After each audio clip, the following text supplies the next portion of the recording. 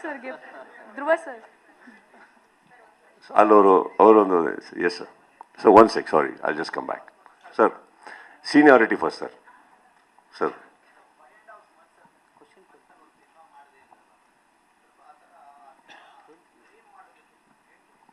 Sir ಏನಾಗಿದೆ sir, 5.5 months ಮಾಡಿರೋ sir.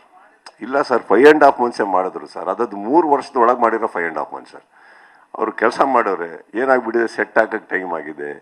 ಇನ್ನೊಂದು, Dhruv is a very dedicated actor. ಅವರು ಯಾವ್ದು ಸಿನಿಮಾಗೂ ಸ್ವಲ್ಪ ಬಾಡಿ ಬಿಲ್ಡ್ ಮಾಡಿದ್ದಾರೆ, ಸಣ್ಣಗಾಗೋ ತನಕ ಅವರು ಹಿ ಆಲ್ಸೋ ರಿಕ್ವೆಸ್ಟೆಡ್. ಆ್ಯಂಡ್ ಇದೆಲ್ಲದಕ್ಕಿಂತ ಹೆಚ್ಚಾಗಿ KVN ಪ್ರೊಡ್ಯೂಸರ್ ಯಾವುದ್ರ ಮೇಲೆ ಒತ್ತಡ ಹಾಕದೆ ಮಾಡಿದ್ದಾರೆ. ಫ್ರ್ಯಾಂಕ್ಲಿ ನನಗೆ ಗೊತ್ತಿರೋ ಹಾಗೆ when he started this film, the first thing ಅವ್ರು ಹೇಳಿದ್ದು ನನಗೆ ಅದೇನೆ, ಇಲ್ಲ ಅಲ್ಲಿ ನಾನು ಬ್ರೇಕ್ ಇಲ್ಲ, ನಾನು ಫಸ್ಟ್ ಫುಲ್ ಸ್ಟ್ರೆಚಲ್ಲಿ ಮಾಡ್ತಾ ಇದ್ದೀನಿ ನಾನು. ಹಾಗೆ ಹೇಳಿದ್ರು. ಸಮಯ ಸಂದರ್ಭ ಸರ್, ಏನು ಮಾಡೋಕ್ಕಾಗಲ್ಲ.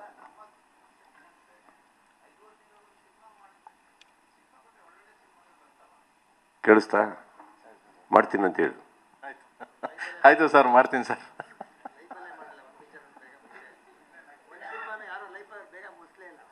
ಇದು ನೀವು ಆಗ್ತಾರೋ ಅಪಾದನೆ ಸರ್. ಇವಾಗ ಏನು ಹೇಳ್ತೀನಿ ಕೇಳಿ. ಕರೆಕ್ಟ್ ಸರ್, ನೀವು ಹೇಳಿದ್ ಕರೆಕ್ಟ್. ಅಲ್ಲ, ನಿಮ್ದು ಪ್ರೀತಿಯಾಗಿ ಬಂತು, ಇವ್ರದ್ದು ಯಾಕೋ ಹಂಗೆ ಬರಲಿಲ್ಲ. ಇವ್ರು ಸ್ವಲ್ಪ ಕಂಪ್ಲೇಂಟ್ ಆಗಿ ಬಂತು.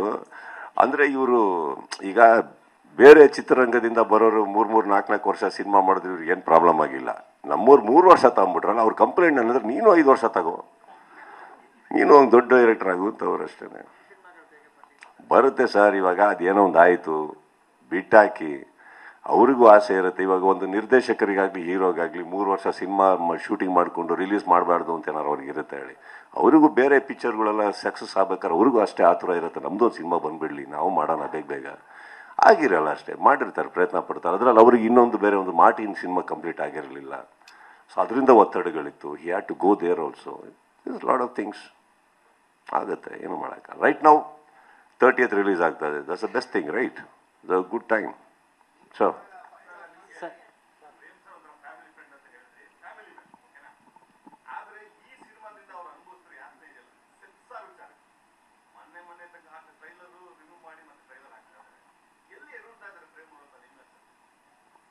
ಅದೇ ಸೆನ್ಸಾರ್ ವಿಚಾರದಲ್ಲಿ ಅಲ್ಲೇ ಎಡವಿದ್ದು ಸರ್. ಯಾವ ವಿಚಾರದಲ್ಲಿ ನಾನು ಯಾಕೆ ಮಾತಾಡಲಿ? ಇದು ಹಾಡಿಂದೆಲ್ಲ ಪ್ರಾಬ್ಲಮ್ ಆದಾಗ ಫೋನ್ ಹಾಕಿದ್ದೆ, ಏನ್ರಿ ಅದು ಅಂದ್ಬಿಟ್ಟು ಹಿಂಗೆ ಡಾರ್ಲಿಂಗ್ ಅಂದ್ರೆ, ತಲೆ ಕೆಡ್ಸ್ಕೊಬಿಡಿ, ಏನೋ ಮಿಸ್ಟೇಕ್ಗಳು ಆಗೋಗ್ತವೆ, ಯಾರು ಎಕ್ಸ್ಪೆಕ್ಟ್ ಮಾಡಿರಲ್ಲ.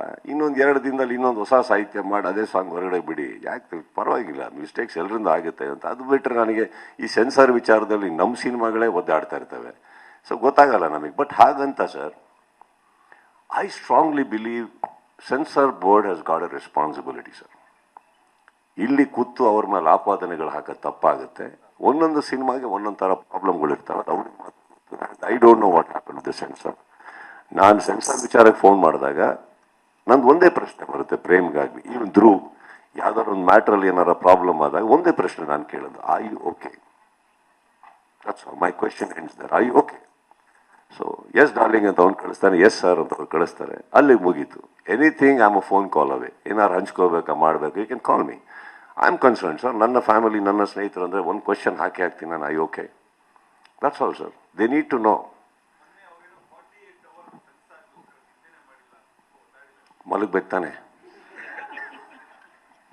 ತಾನೆ ಹಾಂ, ಮಲಗ್ತಾರೆ ನೆಕ್ಸ್ಟ್ ಟೈಮ್ ಬಿಡಿ ಸರ್ ಅವರು. Yes sir.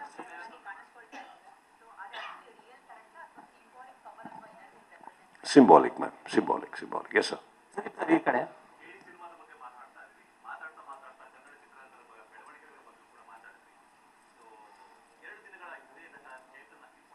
ಯಾರು ಎಕರೆ ಬಗ್ಗೆ ಮಾತಾಡಿದ್ದು ಸರ್, ಅದು ಕಾಂಟ್ರವರ್ಸಿ ಆಗಿತ್ತು. ನೀವು ಅದಕ್ಕೆ ಬಗ್ಗೆ ರಿಯಾಕ್ಷನ್ ಕೊಟ್ಟಿಲ್ಲ, ರಿಯಾಕ್ಷನ್ ಕೇಳ್ತಾ ಇದೆ.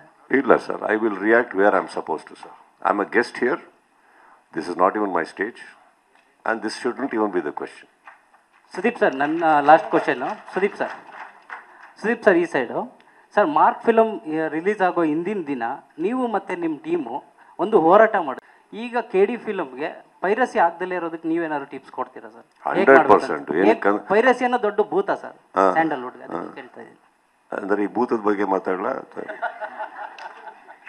ಪೈರಸಿ ಆಗದೆ ಇರೋಂಗೆ KD ಸಿನಿಮಾನ ಥಿಯೇಟ್ರಲ್ಲೇ ರಿಲೀಸ್ ಆಗಿದೆ. ಏನಲ್ಲ ಕೂತಿದ್ದಾರೆ, ಧ್ರುವಾರ್ ಕೂತಿದ್ದಾರೆ, ಒಳ್ಳೆ ಅಭಿಮಾನಿಗಳ ಒಂದು ಬಳಗ ಇದೆ ಅವ್ರ ಹಿಂದೆ, ಒಳ್ಳೆ ಕರ್ನಾಟಕದ ಜನತೆ ಇದೆ ಅವ್ರ ಹಿಂದೆ, ನೋಡ್ಕೋತಾರೆ ಬಿಡಿ, ತಲೆ ಕೆಡಿಸ್ಕೋಬೇಡಿ. ಆ್ಯಂಡ್ ಇನ್ನೊಂದು ಸರ್, ಕಳ್ತನ ಮಾಲ್ನ ಆಸೆ ಪಡೋರು ಶಿವಾಜಿನಗರದಲ್ಲಿ ಸಿಗ್ತಾರೆ. ಹಾಗಂತ ಯಾವ ಮಾಲ್ ಕ್ಲೋಸ್ ಆಗಿಲ್ಲ. ಕಳ್ತನದ ಮಾಲ್ ಆಸೆ ಪಡೋರಿಗೆ ಕಳ್ಳರು, ಅವ್ರಿಗೆ ಕಳ್ಳನ ಮಕ್ಕಳ ಬಗ್ಗೆ ನಾವೇನು ಮಾತಾಡೋದು? ಹಾಗಂತ ಈಗ ಥಿಯೇಟ್ರಿಗೆ ಹೋಗಿ ಲೈನಲ್ಲಿ ಕ್ಯೂ ಆಗಿ ನಿಂತ್ಕೊಂಡು ಅಷ್ಟು ಜನ ಹೋಗ್ತಾ ಇರ್ತಾರಲ್ಲ, ಅವ್ರ ಬಗ್ಗೆ ಮಾತಾಡೋಣ. ನೋಡಿ ಪೈರಸಿ ಇದ್ರು ಎಷ್ಟು ಪ್ರೀತಿಯಲ್ಲಿ ದೇವ್ರ ದರ್ಶನಕ್ಕೆ ಬರ್ತಾ ಇದ್ದಾರೆ ಅಂತ. ಥಿಯೇಟ್ರ್ ನಮ್ಮ ದೇವರು ಸರ್. ಭಕ್ತಿ ಇರೋರಿಗೆ, ಬೆಲೆ ಇರೋರಿಗೆ ದೇವಸ್ಥಾನಕ್ಕೆ ಬರ್ತಾರೆ ಹೊರತು ಬೇರೆ ಅಲ್ಲ. Correct? Don't worry about it.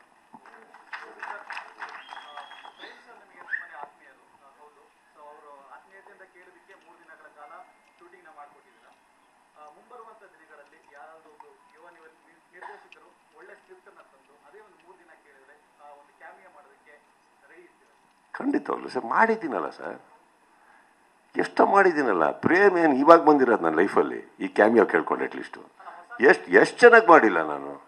ಇನ್ನೊಂದು, ಎಲ್ಲರೂ ಸಿನಿಮಾಗೆ ಬರಬೇಕು ಅಂತ ಇಲ್ಲ, ನಿಮ್ಮ ಟ್ರೈಲರ್ ಲಾಂಚಿಗೆ ಕರೆದಿದ್ದಾರೆ, ಇನ್ನೊಂದು ಏನಕ್ಕೋ ಕರೆದಿದ್ದಾರೆ, ಹಾಡು ಹೇಳೋಕ್ಕೆ ಕರೆದಿದ್ದಾರೆ. ನೀವು ನಂಬ್ತಿರೋ ಬಿಟ್ಟರೆ ಬಿಡಿ. ನಾನು ನನ್ನ ಸಿನಿಮಾಗಳಿಗೆ ಹಾಡಕ್ಕೆ ಕೇಳಿದ್ರು ನಾನು ಹಾಡೋಕ್ಕೂ, not that I'm a great singer sir, but I don't like to. ನನಗೆ ಇನ್ನೊಬ್ಬರಿಗೆ ಅದು ಸಪೋರ್ಟ್ ಆಗುತ್ತಾ ಮಾಡಲಿ. ಬಟ್ ನನ್ನ ಸಿನಿಮಾ ಅಂತ ಬಂದಾಗ ನಾನು ಯಾವುದೋ ಇನ್ನೊಂದು ಯುವ ಪ್ರತಿಭೆಗೆ ಯಾರಿಗಾರು ಕೊಡ್ರಿ ಅವಕಾಶ, ಆ ಸಿನಿಮಾ ಇಷ್ಟ, ಆ ಸಾಂಗ್ ಹಿಟ್ಟಾದ್ರೆ ಅವ್ರಿಗೊಂದು ಲೈಫ್ ಆಗುತ್ತೆ ಅಂತೀನಿ. I have gone sir. ಎಷ್ಟೋ ಕಡೆ ಹೋಗಿದ್ದೀನಿ ನಾನು, ಮಾಡಿಲ್ಲ ಅಂತಲ್ಲ, ನಾನು ಹ್ಯಾವ್ ಡನ್.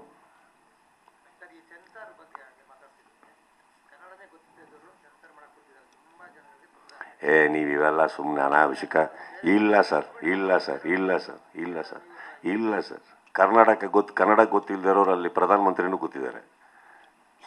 ಕನ್ನಡ ಗೊತ್ತಿಲ್ಲದಿರೋ ಪ್ರಧಾನಮಂತ್ರಿ ಅದು ಏನು ಮಾಡೋಕ್ಕಾಗಲ್ಲ ಸರ್. ಇವಾಗ ಹೇಳ್ತೀನಿ ಕೇಳಿ, ಅದು you are talking about bureaucrats here.